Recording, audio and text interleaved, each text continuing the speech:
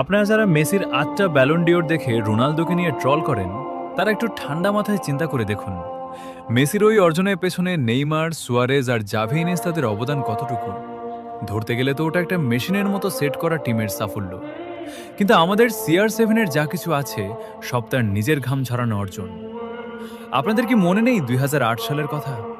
আপনাদের কি মনে নেই ২০১৮ সালের সেই অবিশ্বাস্য পারফরমেন্সের কথা? এই মানুষটা যেখানেই গেছে একাই ইতিহাস পাল্টে দিয়েছে। কারো দয়ায় নয়, নিজের দমে রাজা হয়েছে সে।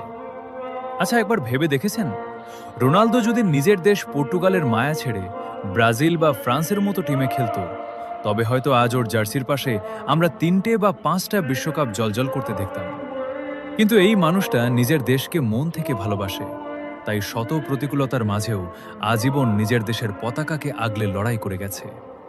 মনে রাখবেন, ট্রফি গুণে খেলোয়াড় চেনা যায় না, কলিজা দেখে রাজা চেনা যায়।